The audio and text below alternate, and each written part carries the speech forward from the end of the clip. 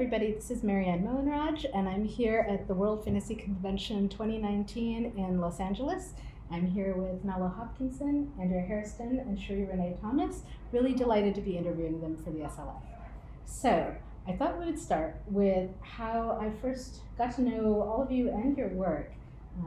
And I think the first one was Nalo Hopkinson. I met Nalo at WisCon. It would have been, I want to say, around 1997, 98, when WisCon was making a real effort to do outreach to people of color. And they had actually invited me to come, and I was a starving grad student at the time, and so I couldn't possibly fly from California all the way to Madison, and they had covered my expenses to attend the convention. And I got there, and there were 5 people of color at the good year. at the 700 something person convention. So they had an issue which they were trying to address, and Nalo was one of them. Does that match up with your memory? And I don't know, was that your first WisCon as well, or? My first WisCon was right out of Clarion. I went to Clarion in '95, so it was probably a little years before before. I think I knew who you were before then. Maybe. I had done Clarion in '97, Clarion West. I had been writing for a little while, but in erotica, not science fiction. I was reading it. Yeah. So yeah, and then I can't remember when Brown Girl in the Ring came out. 1998. Okay, so around the time I met you then. I honestly can't remember whether I had read the book or not at the time I met you. I have since read all of your books. But at the time, I mean, I read Brown Girl in the Ring, which has like organ snatching in the streets of Toronto, cyberpunky stuff, and I hadn't read anything like it, and I loved it. Not as much as I would grow to love Midnight Robber, which I think is maybe still my favorite, but maybe we'll get to that. So, and then I want to go in order. I think I became aware of Sheree's work next because when did Dark Matter come out? The first one. 2000. 2000. You guys are good with the dates. I am not. My students mock me for this. So in 2000, so 2 years later, Dark Matter came out, which was this anthology of. I want to say, stories from the African diaspora, speculative stories. But American only, or it was throughout? Yes, okay, right. So nice. So a century of African diaspora, speculative fiction, and it was amazing. I really think it was a groundbreaking piece of work, and I remember I had conversations then and a little bit later with other editors in the field. Who were saying that, when they first heard about the book, they were like, oh, is this necessary? Is this useful? Is there really anything sort of interesting about bringing these authors together? But then they read it and they thought it was incredibly useful. I mean, this is really, they said, no, she really kind of redefined something and brought stuff to light that they had not been aware of. It's so insane to me that someone even would question that it was useful. To whom? Of anthologies that have been put together over the canon. Yeah. It's fascinating to me. We can talk more later. Did you, when you were bringing this anthology to, who was the publisher on that? Betsy Mitchell at Warner Aspect. Right, was it a project to convince her of this, or she was just on board? Oh, that's great. She wanted. She was really supportive from the beginning. Yeah, that's terrific. And so there was Dark Matter and Dark Matter 2, and I think it was many years after that before I actually met you in person, right? So at some con down the line, and then I think I met Andrea at WisCon as well, probably because we both go to it pretty often. Yeah. And just for those who don't know, WisCon is the first feminist science fiction convention. It's held in Madison, Wisconsin over Memorial Day weekend every year. And it's one of my favorite cons. It has had some struggles and growing pains over the last couple decades. Like everything else. Yeah, and I think doing what they can do, so it's growth is not often painless, right? So I remember what I was first struck by was, I don't usually, I have to admit, I don't go to readings a lot because I'm now putting this down to my ADHD, recently diagnosed, but I have a hard time sitting still through readings. I find it really, really challenging.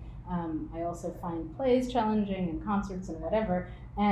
But somehow someone convinced me, you've got to go see Andrea Hairston read. And I went, and I was blown away because it was so performative. And it was so, and you are both a writer and a theater person. Is that fair? And a professor of drama at Smith College. Smith College. And so, and I think you bring all of that to it. And it was, I think, only after I saw you perform that and did all the voices, and, that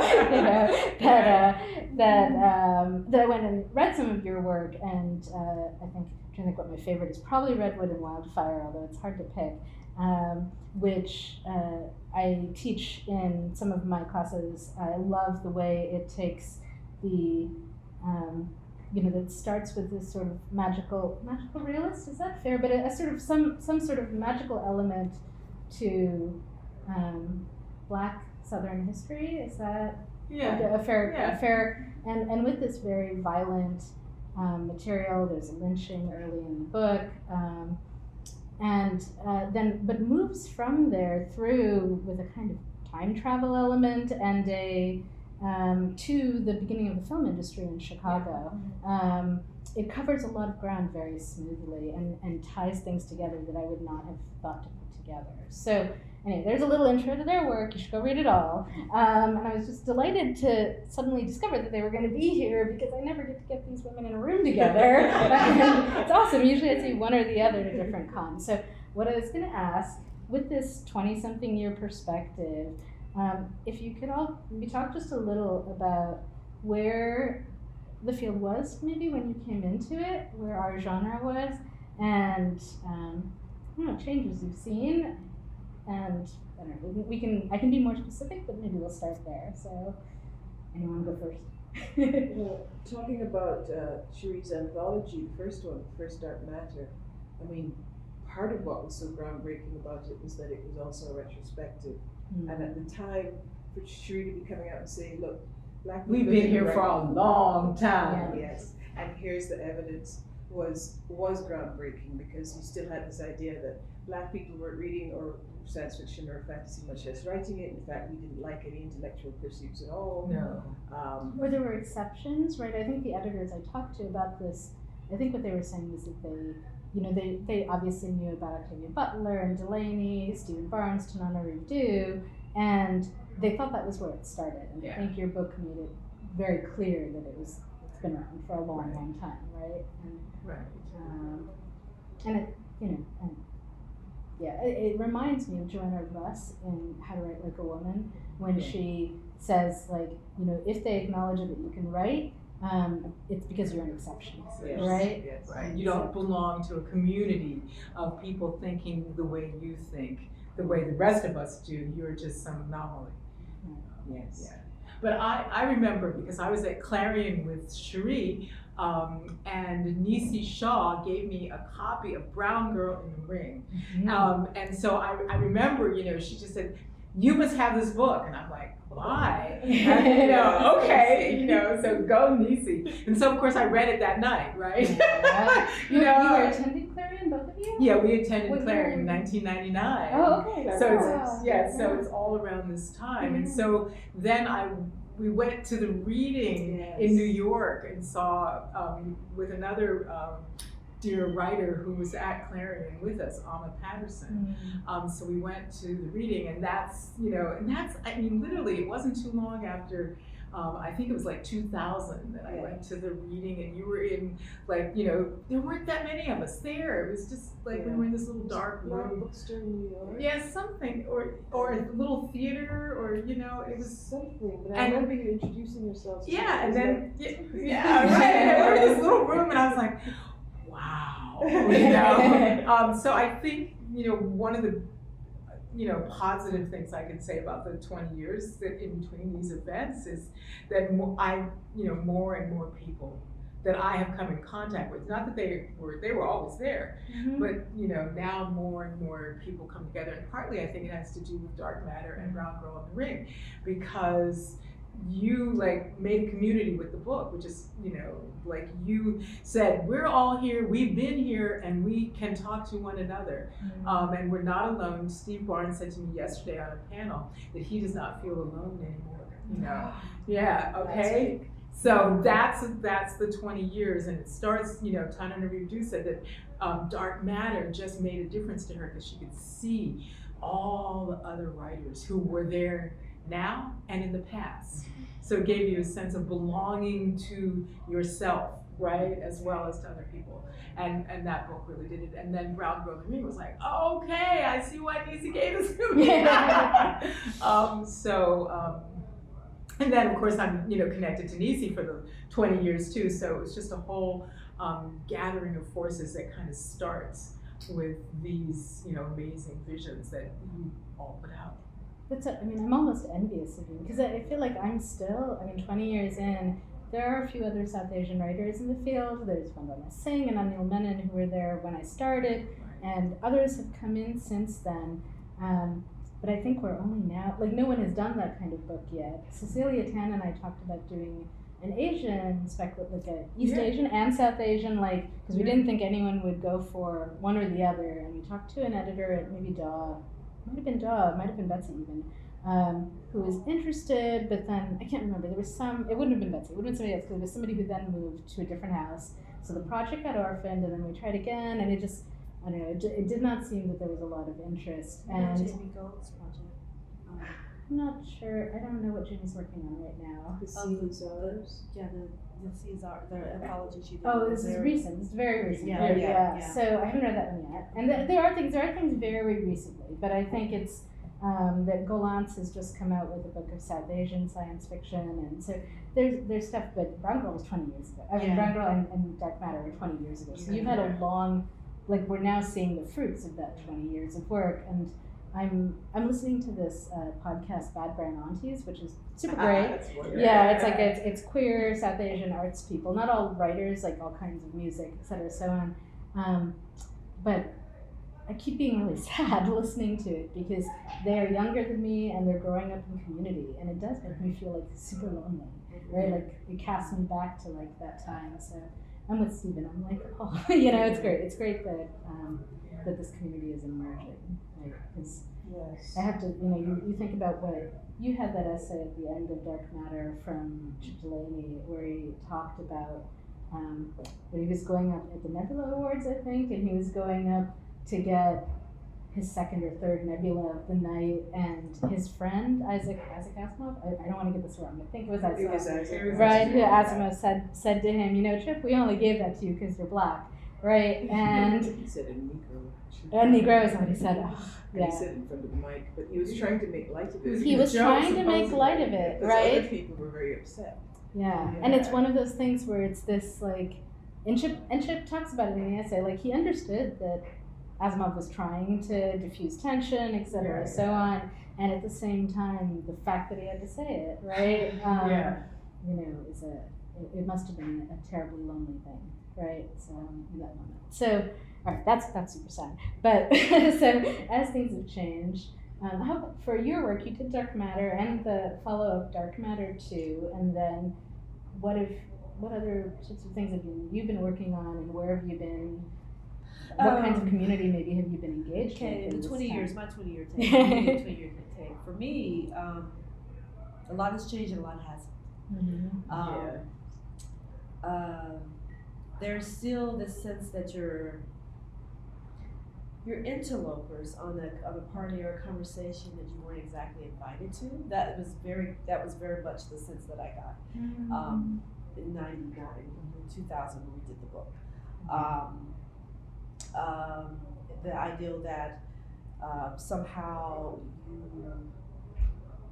you are needing to be introduced to the genre as if you haven't been reading the genre or a part of it or supporting as I Or like to point developed the genre as it developed through Yeah. the 20th century. I went to my first Star Trek mini-con when I was 10 years old in 1981. So I'm a geek for a long time. Yeah. Or supporting the authors and the publishing Yeah, companies. right. You are Like, part yeah. of developing the genre. Yeah, Period. yeah. No guests, Yeah. no nothing. Just at the center. So it's this hyper, you're visible, but then there's this hyper visibility as well.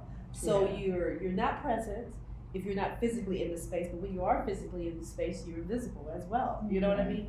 So so that dynamic I don't think has changed very much because the system, the publishing industry hasn't changed a great deal. Advances are lower. Yeah, there's been that. Yeah. They're giving you a third of it at a time, so those things have changed. We now know what digital rights are, Yeah. When you say the industry hasn't changed, do you think? I mean, it's obviously changed in ways with the collapse of the distribution systems and so on. Like there are some big structural changes, but you're talking about things like I'm talking the about same how people how are writers in are power. how and- treated. how writers for marginalized communities are treated and discussed. That's what I mean, and how. So you still have the exceptions, right? So Yeah. if you want Yeah. to point to some, okay, N.K. Jemisin, and that's like Octavia Butler or Nalo Hopkinson, so you have like the one or two, Nettie Okorafor, and then, There's but only room for so yeah, and then, but but what about all the people who are also writing? And then they disappear because there's those who are famous, and if you were as good as them, you'd be famous. So we don't have to pay any attention to you almost, because you're not exceptional. That's what I mean. How writers are being treated in the field and how they're discussed in the field, and in a way also how they're marketed, and things. So that is not necessarily something that I just see. When I go online and I still see people talking about inclusion, and they're still having to have panels about diversity, and there's like slogans and logos. We need diverse books. And that tells me that the institution hasn't changed yet, because if it were solving the problem, then it would be a good point. We would be asking different questions. We would have other doing conversations, stuff. Yeah, things right. that we're working on. But that's the same conversation that was happening when Walter Mosley and I were on the Pen Open Book Committee, which was the goal, was to try to get more Black people in publishing, get more, But that does seem like that would be like one step, is to get more Black editors, more Black publishers. Has that been happening, do you think? More Black agents? I think in the independent. in the 20 years, I think there are more people, but But not more power. yes, Right. and also there is still there can only be one mentality. Yeah. So if there's one there's one. Or That's two. there. You can have two. I haven't seen the two. Okay. I've seen the one. Yeah. And I remember when they used to be afraid to have like a Black editor and a Black assistant. Oh Lord. Because now you're cut off from information. Yeah. You gotta have someone in between that can go get the water cooler information, stuff that you're not gonna get necessarily, because there is that block. So that part of it, that's so exciting. What is exciting, and I think is wonderful, is that we can talk about more living contemporary authors Right. who So are this community creating short stories and novels and works and comics, comics, films, films. and we games. can talk about far more people now Yeah. than we could when we first started Then the 20. Dark Matter anthologies. Yeah. And so and people are doing, they're in the mainstream houses, and they're also in the independent presses, and they're self-publishing, and So all can I that ask- stuff is you happening. mentioned So that's exciting. comics, games, and films. I'm sorry if I cut you off. You say things that I'm excited about and want to respond to. So, but like you mentioned comics, games, and film, and obviously Black Panther. I mean, just there's massive stuff happening in that area. But we're all primarily in the book world, right? Do you feel like there's a big difference in like there's just more space for Black writers and Black artists and Black work in comics or film or games than in literature? I Than think in the fiction. digitization of publishing has meant that there's more ability for people to sort of make their own work and get it out there, or start small presses and get it out there. And connect to audiences. Connect to audiences. So find who is interested in what they're doing. There's still huge And gaps. maybe some mediums like comics is very visual, easy to put on the web, start finding your audience, whereas a novel, it's a little trickier. A little harder, right? And especially, and then there's always the big specter of distribution, you know. But with with the online communities, people are able to sort of almost like what mixtapes used to do, and now what streaming is doing. Now people are like creating their own content and going straight to the built-in communities where they can get some traction and build an audience and everything. So they're working outside of the system that hasn't quite changed and is only seemed able to comprehend one or two of us at a time. And so people are forced to, if they want to be artists, to work outside. They're creative, so they find a way, they make a way. They do it outside, and then maybe it's it gets picked up. It's later. A lot of additional work, right? Like, and you've got to do the marketing, and you've got to be developing new distribution systems, right? So it does put a lot on people, and I think some writers, people get tired of that. Some people have the mentality to do that. I mean, I'm trying to indie publish a book right now, and it's like I'm having to learn a lot. I've been a writer for 25 years, and now I'm like, there's so much I don't know about publishing, right? And so, and I have a lot of friends who are indie doing like they're not even doing print, right? They're going direct to digital. They're only doing digital because the costs are so much lower.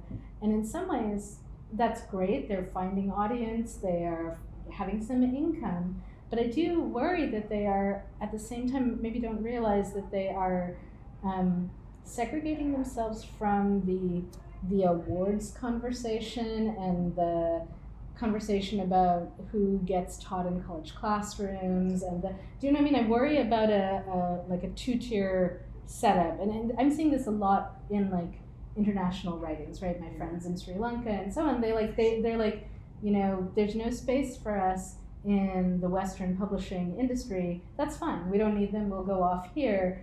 And I don't want to see us divide, like have these towers, these different bubbles where we're not interacting, because I think it impoverishes the artists as right? well as the audience. And it means that who my kids. I would like to read them, right? But I'm not the demographic, so I may not pass by the markers, right? Not because I don't want it, but because someone else has written an algorithm that assumes that I would not be interested, which is of course false. Yes, and what I worry about is people excluding themselves for the mainstream. So sort of saying, well, they wouldn't be interested in the first place. I'm mainstream published. That's I have ADD. I can't self-publish. Just too much work. But I went the conventional route, and I know that there's space.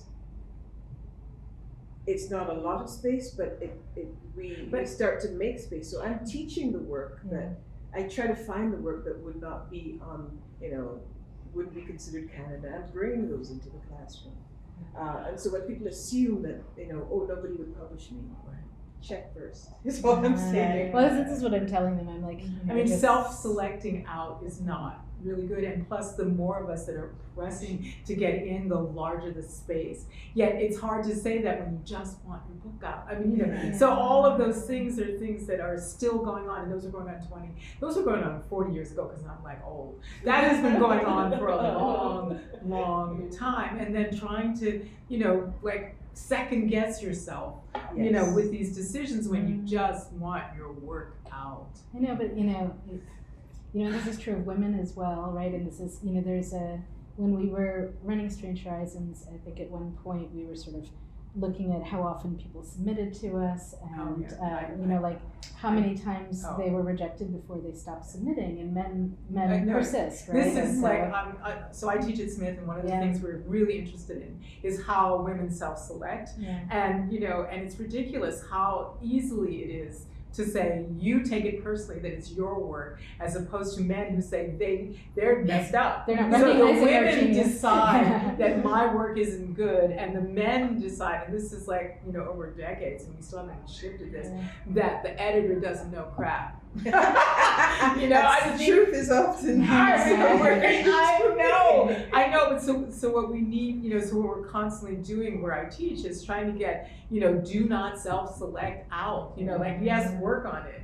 I say to my students, it is from like some of the research I've looked at, like it's a strategy that marginalized people. Yeah. It's a survival strategy Yeah. in terms of like you have limited resources. How many times can you submit to the same place, etc. Like it makes sense in some cases, but it's like the death knells in publishing, right? It's like you actually do have to keep persisting, right? In order to, if you want to crack those markets, and if you go off and you're like, fine, I'm just gonna go elsewhere. You don't actually know what the whole picture looks like. And often if you indie publish, I think people also don't understand. They don't understand the whole system that is beneath traditional publishing that makes books visible. And so people write a book, they put it out there, and then they're sad when they sell 10 copies. And there actually is a purpose to all the publicists and everyone else at a traditional publishing company, right? That is taking their percentage.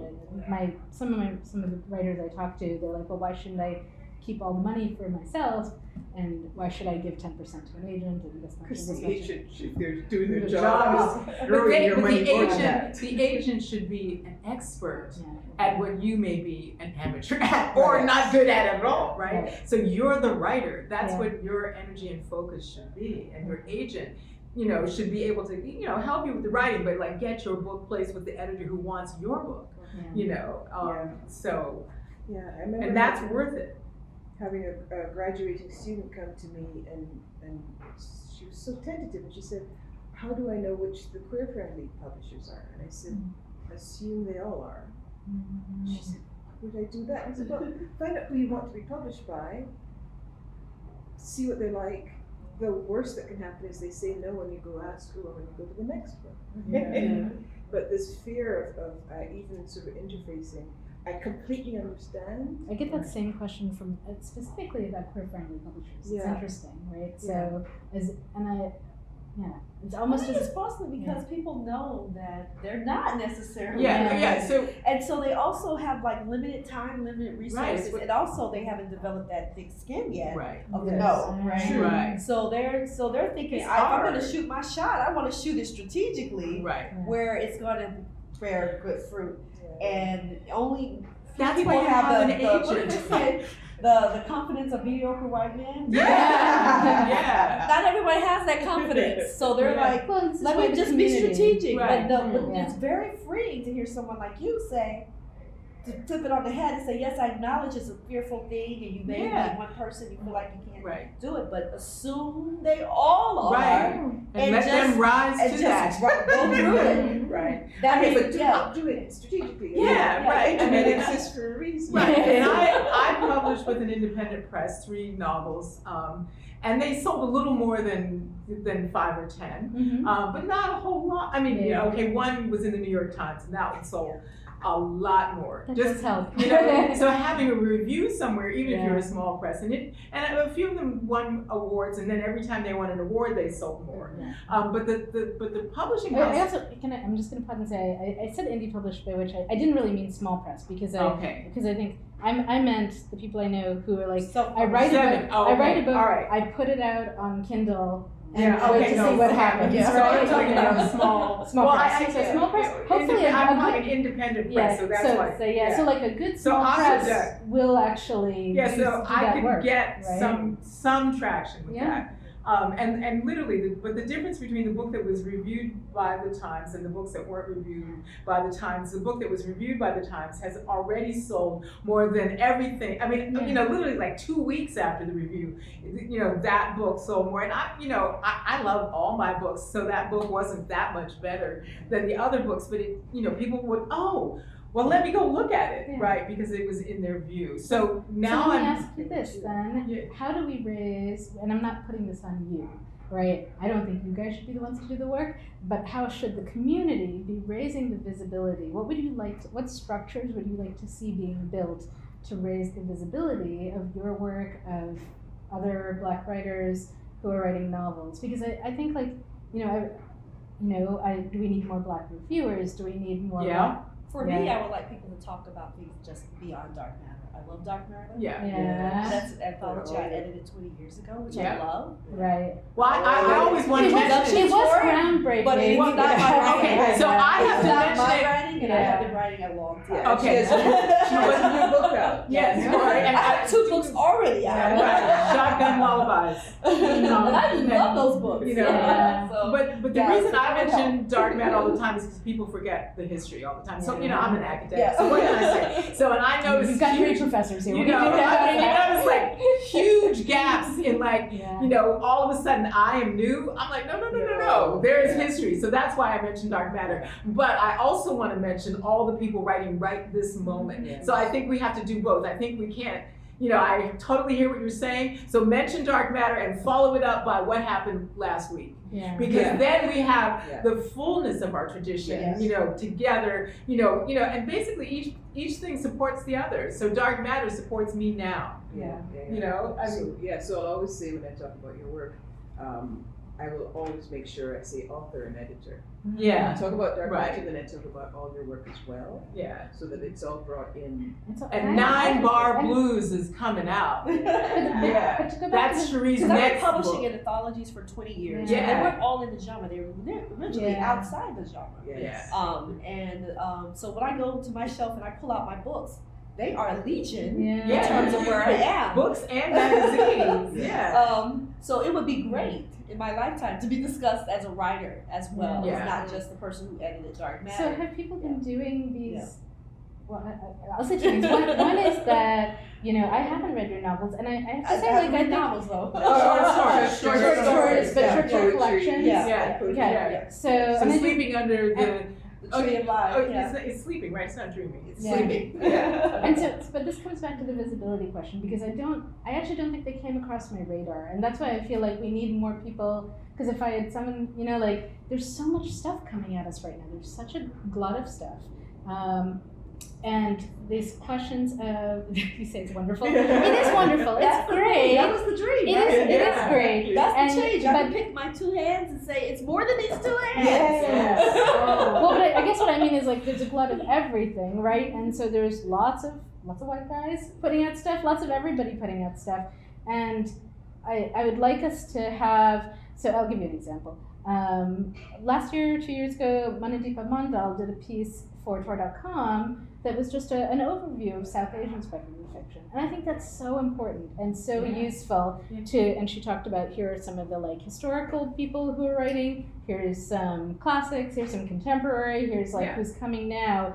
And I think we just need a lot more people doing that kind of work. I mean, in the academy, like, this is how you get to canonization, right? Like, first you, like, they go and they count how often your work is cited, right? Yeah. And so, like, those mentions and the kind of piling up of the mentions is, you know, it's one thing to do great work. It's another thing to have people be able to see it, right? And to like bring it to the forefront.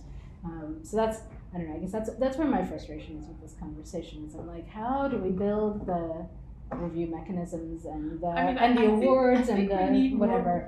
I got Nalo's book because I was a book reviewer. Yeah. They sent it to Yes. me, Ron Green, to review it. Yeah, that's how I met Nettie. She was reviewing my work and she emailed me.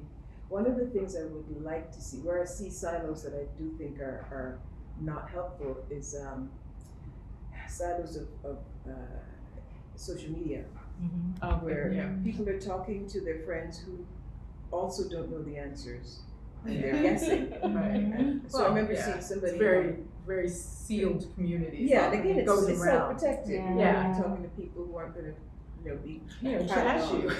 Right. But I saw somebody on Twitter saying that she wished that there were Caribbean writers doing something like the fantasy she loved. And so me, Tobias, Karen Lord. Hello, knock knock.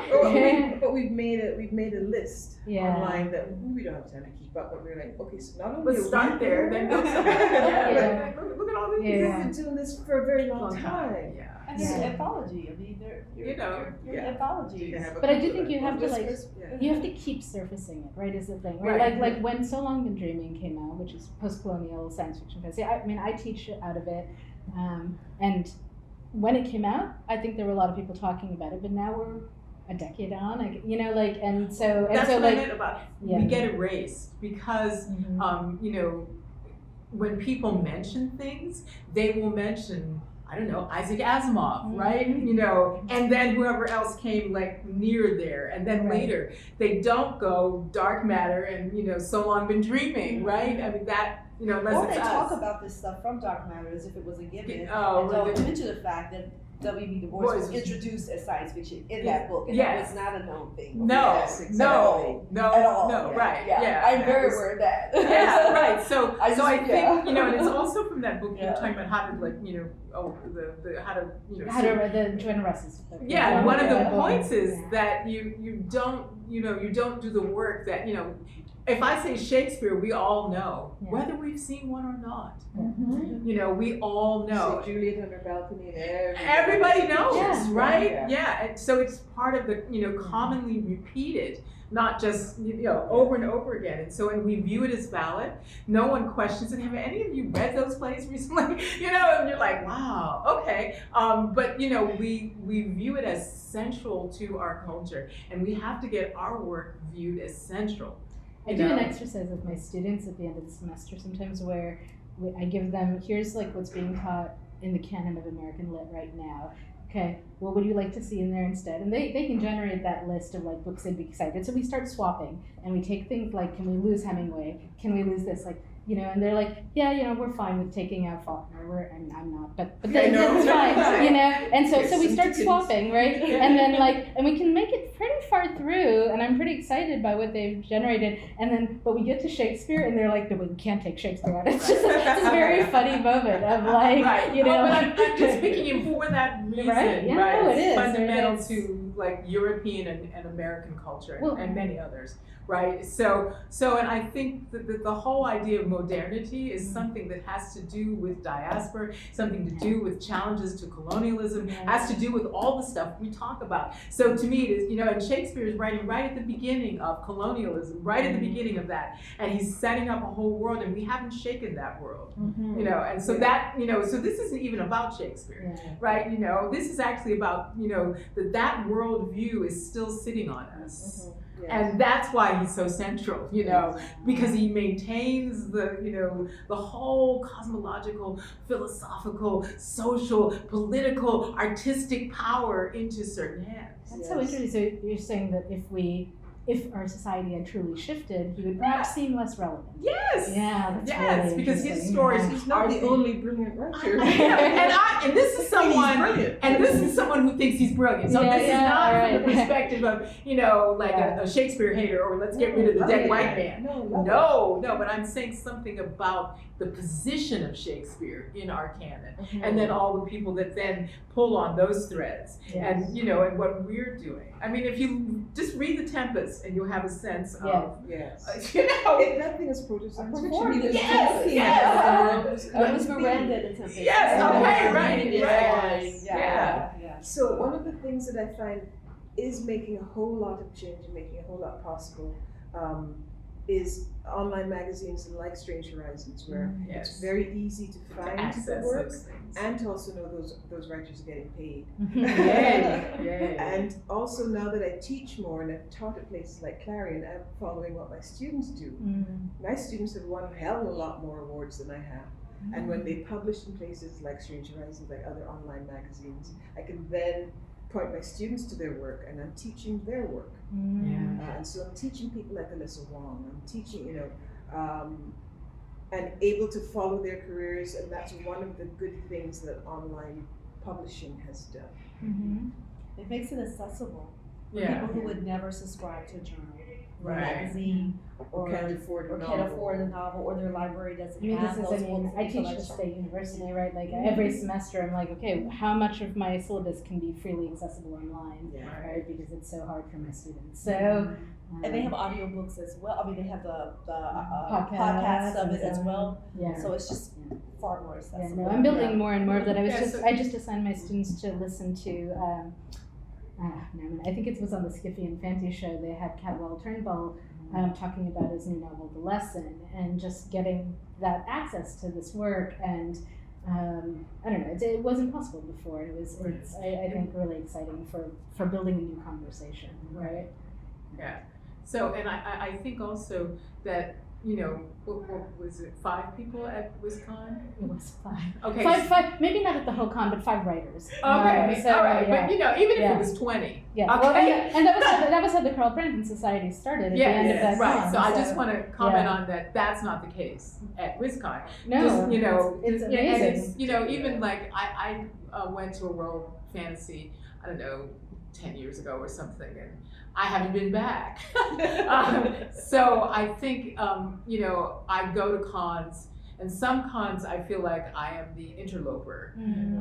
and I'm the guest of honor, and I'm the I'm the guest of honor, and nobody's read anything, and I'm like, why am I the guest of honor? Your books aren't in the And my books, no, in one where I was the guest of honor, the people in the book room said my books were out of print, and so Tempest had to get online and tear them apart. Like, oh Lord, It's happened to N.K. Jemisin. yeah, so I mean, okay, first, what we need is people like, if you're going to have somebody as a guest of honor, then, and they're not, whoever who is in every bookstore, then it is on you. Why am I supposed to be dragging my books to, give to people when you are honoring me? So we should have like stacks of your books here. Yeah. And that's No, I'm saying, like, so if you want, She laughs. Is your book here? I haven't gone in the. You know what? I haven't gone in the After a while, you dealer's don't know. room. Yeah. Okay, I I'm said just I want to have a saying. good con. Yeah. So I won't speak to that. My one book is here on consignment because I brought 10 copies. Okay, I So- just want to say, if you are. People walked up with very ancient old copies of Dark Matter. So- So I just said, you know what? Okay, so I think that one of the changes we could make is don't invite me as guest of honor, bring my books. You know what I'm saying? Because people come up and say, oh, I'd love to buy your book, and it's not in the, and I'm like, why are you telling me that? Go tell them that. It goes deeper than the bookstores, because the bookstores are going to their booksellers, and the Yes. booksellers are saying they're out of print. Yeah, and they're It's not true. It's not true. So I think one So of the there's a whole changes other we thing can going make on there. is talking to Concoms or whatever and Yeah. saying, this is here's a Yeah. thing you can do. Make sure, like when we go to WisCon, that there's a bookstore in Madison, and they always have my book. Mhm. Okay, right? It's there. Yes. So even if I don't lug, in my luggage that only gets 50 pounds, if I don't lug my books, then I can actually say you can get it there. And the distribution goes beyond. I mean, I go to the Caribbean for literary conferences and literary conventions, and they can't get my work because one, they've been told it's out of print, and two, they can find it, they can't afford the postage. Ah. So interestingly, for that Sri Lankan writer I mentioned, his name is Yudhanjaya Vijayaratne. He was actually a Nebula nominee last year. He in the novella category, but he asked online for if any of his friends locally had copies of Delaney because it was too expensive to buy them and ship them to Sri Lanka. But then one of his friends there was like, just buy the ebooks, Yuda. And he was like, oh, right, I can buy the ebooks. Right, so this is again the way the digital thing has made it, because I saw his initial thing and I posted it on my Facebook wall and I was like, let's ship some books to Yuda in Sri Lanka. And I started organizing, and then his friend came in and she was like, come on, you guys. That's ridiculous. I was all set to solve a problem that didn't need solving in that way. There was a much simpler solution. Because that's the technology you need Yeah. at that moment. Well, and thank God that Delaney's Okay, books so are the available problem as with ebooks. ebooks is that Small bookstores aren't getting the funding. yeah, so we should also fix that, even though we have, I We're think we have to celebrating here. but I think we have to have, multiple Yeah. fronts, Yeah. right? We can't, because, And this is about what the community can do. Yes, The right. reviewing element of it. Yeah. And the blog, hosting Yeah. of Right. these are the books we're reading. And Well, Yeah. can I ask you this then? So, community has clearly been so important and in this conversation overall, and the ways in which you guys support each other and are able to have these conversations. I know when I first started writing South Asian immigrant fiction, I went and found it all, everything I could find, and then contacted the writers and and it made my fed me. right. Just, it made my writing better, and and Sheree wrote me out of nowhere and said, "So, you got some stories? Yeah. Which ones you wanted?" Yeah. Well,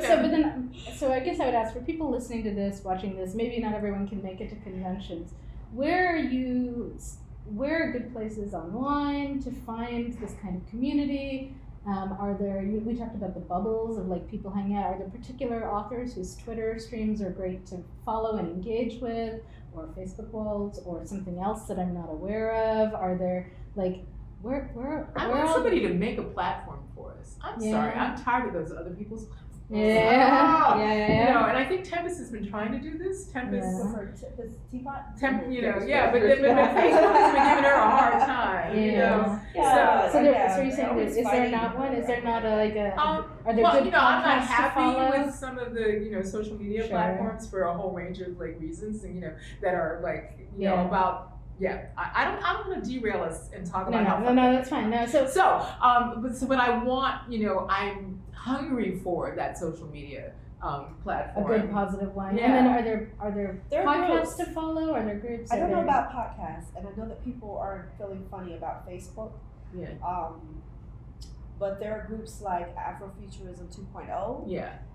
There's the Black Science Fiction Society, and there's a whole bunch of different groups. You just put in Black Science Fiction, Afrofuturism, and you'll find them on Facebook. And people post there and share information and book covers and all kinds of cool stuff there. And you can talk with each other, DM or whatever. I'm not that great on Twitter, but I follow a lot of people on Twitter. I'm trying to get better at Twitter, but it's tough. So it's tough. So it's tough to have conversations. I opposed to recipes, but places that have been so, Focus is a literature festival that happens in Trinidad that gives out a couple of $10,000 US awards for Caribbean literature every year. Nice. And they do really good programming. What is that again? Focus, VOCAS. Oh, yeah. And they do really good programming, so I link to their Twitter feed. Often it's the authors doing it. I mean, Kamal Brathwaite would every year he would keep in touch with who were the newest Caribbean writers, and he'd send out this long email. Oh, that's great. So everyone can keep up with it. It's being done, but people have to think to go look for it. They have to think to put in those terms on the search, and not just assume that because they're not seeing it that it's not Then it there. doesn't exist. So maybe we need There's a a big coalescing of all these individual efforts Yeah. into something. And some Google food, Yeah. Black Speckled Arts Movement, which has like local Yes, groups that's all across the Ronaldo. country and Ronaldo. across the water.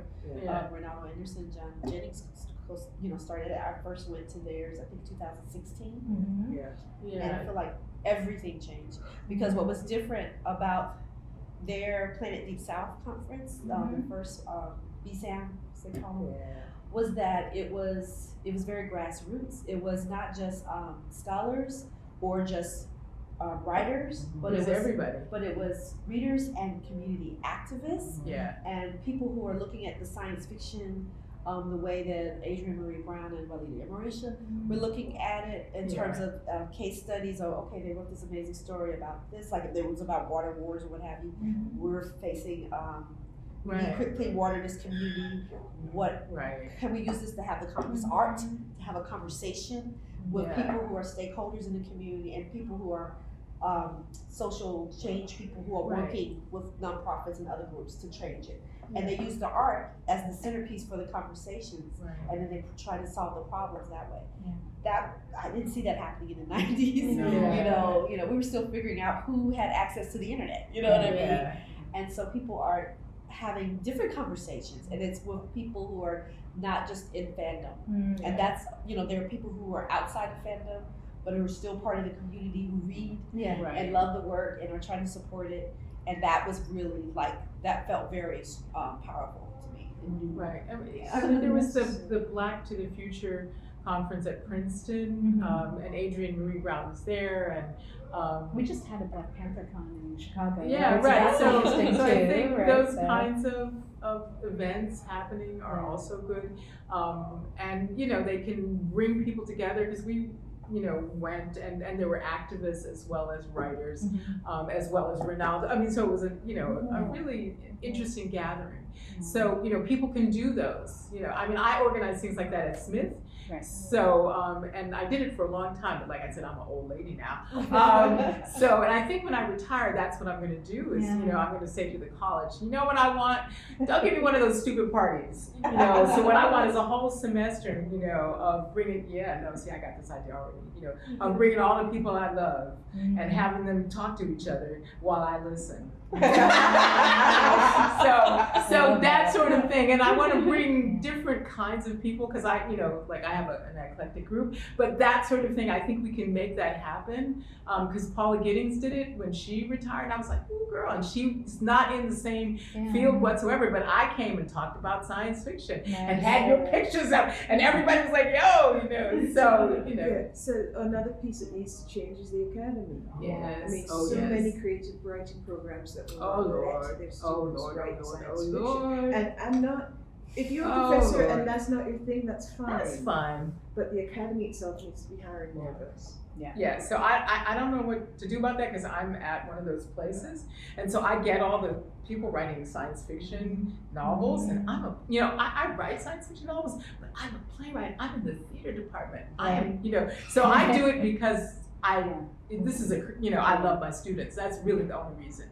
So what we need is more support. And there are people who are out there who try, like they know that that's not their lane. I remember I was invited to go to graduate programs to talk with writers because they were doing projects that didn't quite fit in their with their committees, you know. Right. So this was another resource. Well, and I brought you to Smith, because we have a writer in residence.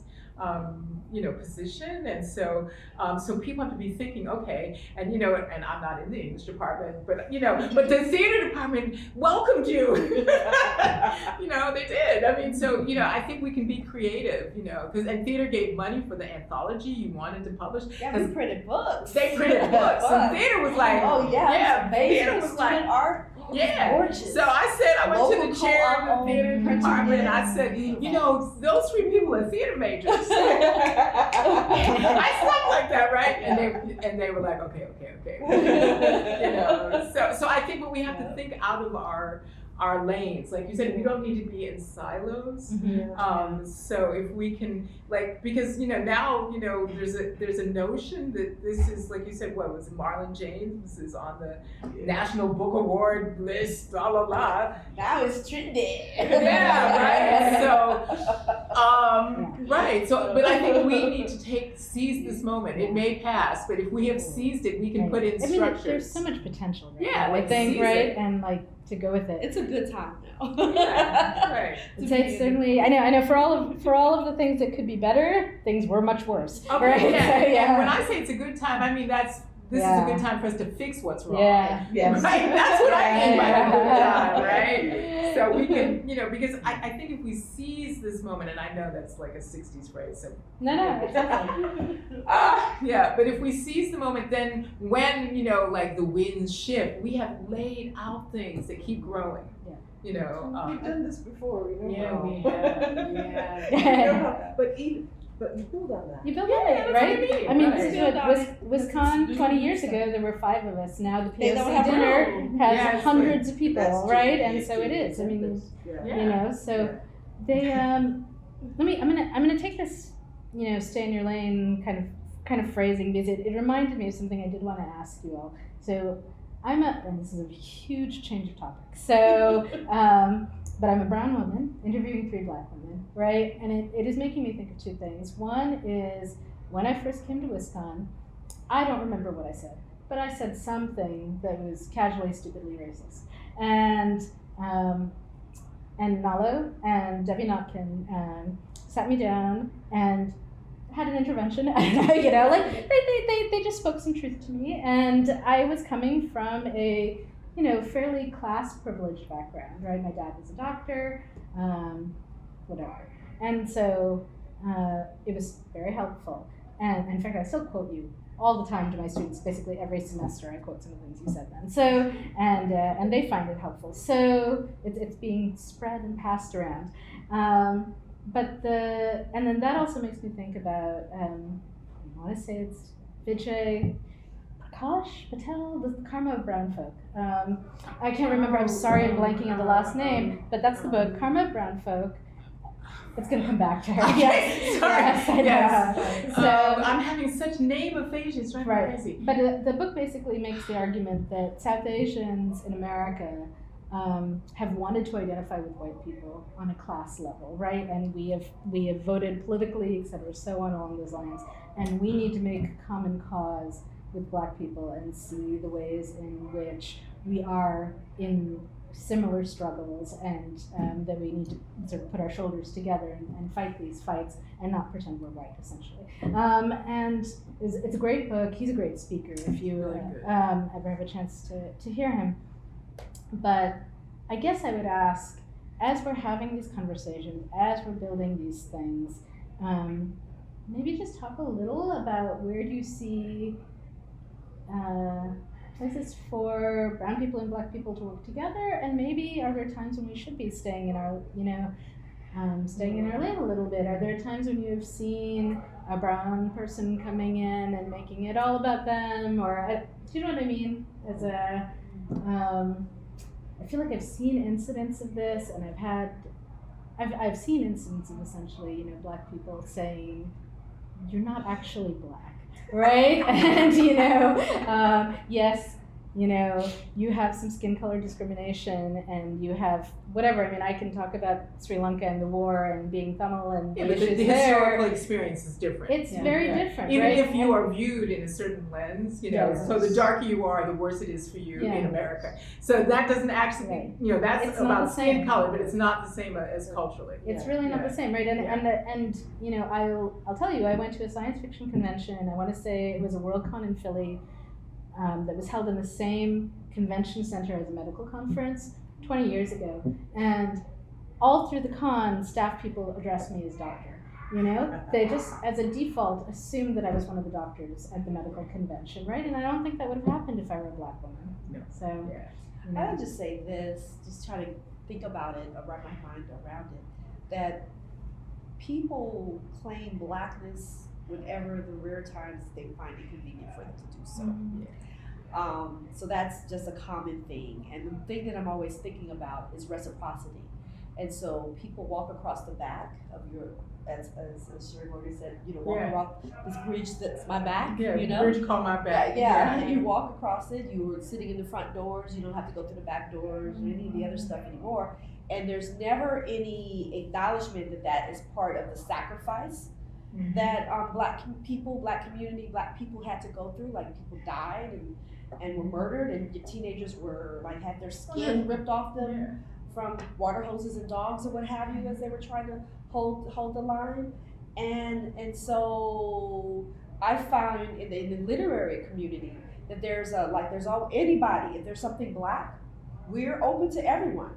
So we almost don't police your Blackness. So if you self-identify in this instance as African American or part of the diaspora, then you're there. So you're in Cave Canem, the Poetry Foundation, you're in, you're in, you can get the fellowship, you can get everything. But there isn't any reciprocity the other way around, So I'm always watching and oh, they're Black in this space. And then when I see you in your regular life, you're doing something totally different.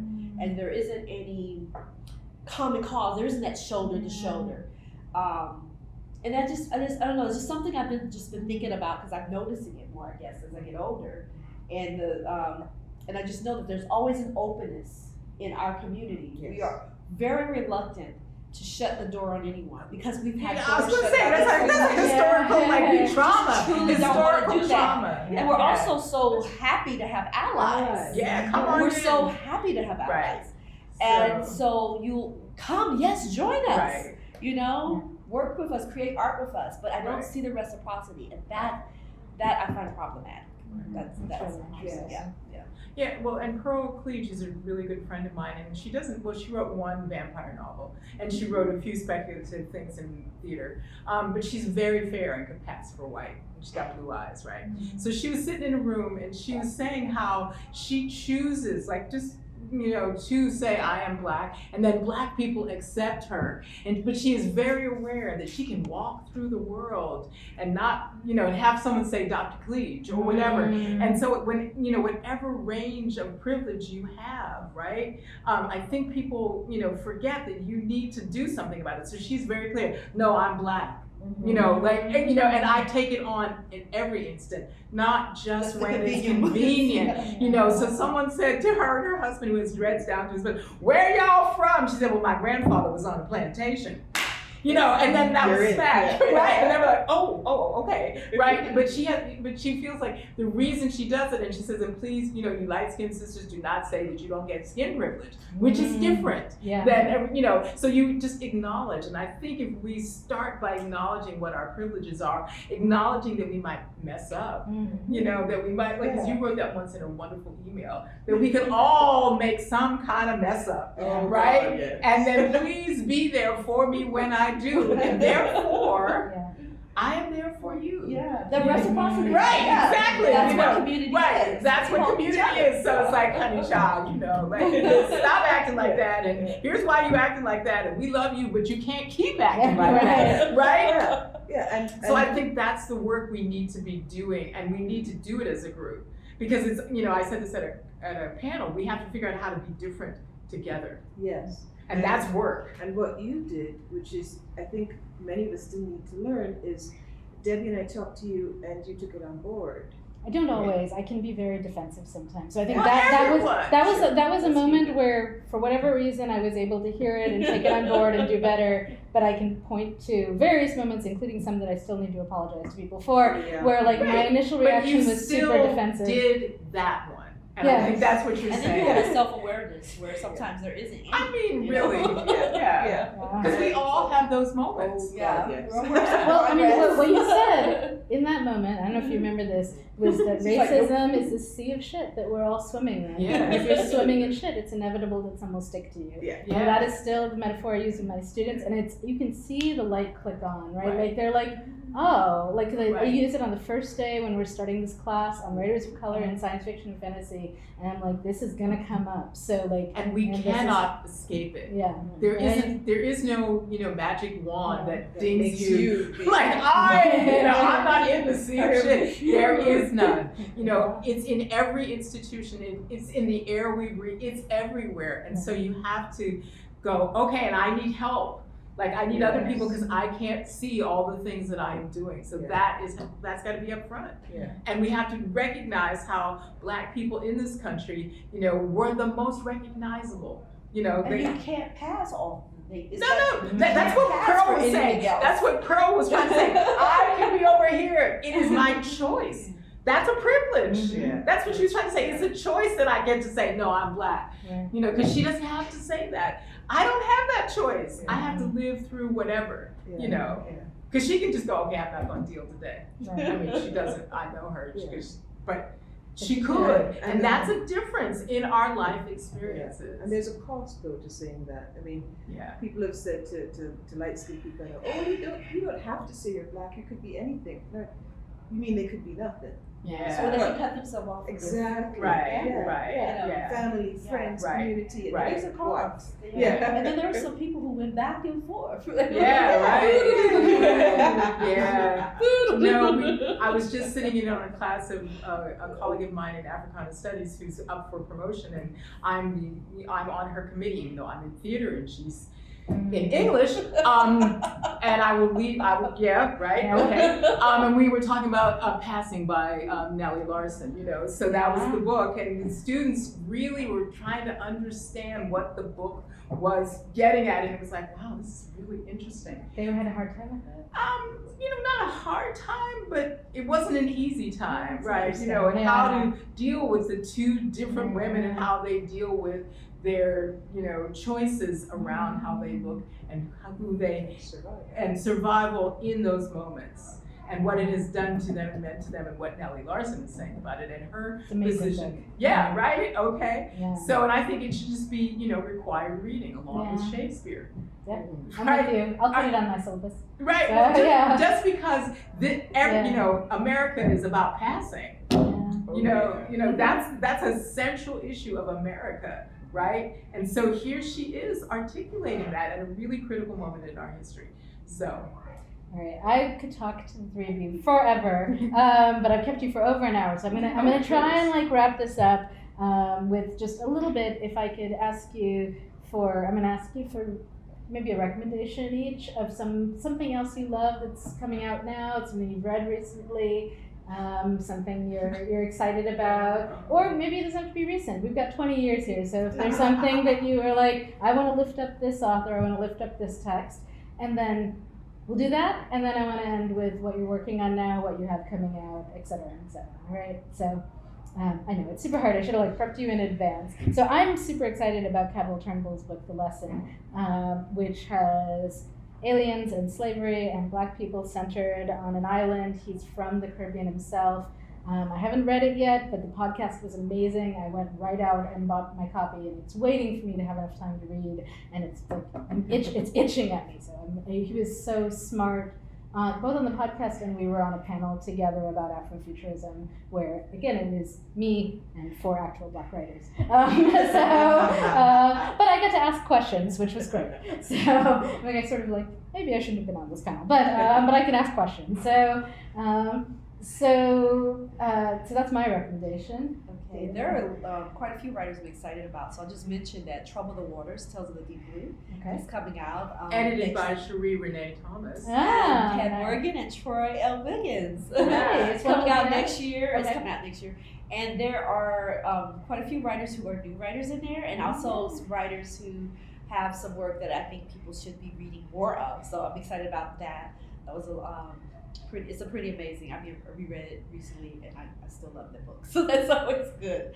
I would recommend people go and look for Kiini Ibror Salam's When the World Moons. I think it's just a wonderful collection, and I'm hoping that somebody adapts some of it into like film or animation or something, because it's like really wonderful. And I guess the other writer that I'm enjoying is River Solomon. So Well, I want to recommend 9 Bar Blues, which is coming out next year by Sheree Renee Thomas. Stories from an Ancient Future. Stories from an Ancient Future. So, and these are Third Man books, and these are original. Most of them are original stories. So I would highly recommend that. And I did a review of When the World Moves. So if people want to get a picture of what the book is, it's in the Los Angeles Review of Books. Okay. So and I'm planning on reviewing Sheree. So I'm like trying to do the things that I have just told other people. That's right. I just signed up to review for Booklist and I said no initially because I said I don't have time, and then I was like, this is a skill that I have, right? Yeah, so and I will be on sabbatical and going to part-time. So one of my plans is to try to review more, just the people I want to review, because right? That's So that's what I'm going to do. So please, 9 Bar Blues. So, Nice. John Jennings and Damien Duffy are about to release their graphic novel adaptation of Octavia Butler's Parable of the Sower, and I have read it because I wrote an intro for it, and it really brings that book home again. It's like I'll be there again, but in such a different way. I love how they did Kindred. Yes. I'm teaching that one too. I find Kindred so heartrending to read. Did you see what you were working on? No.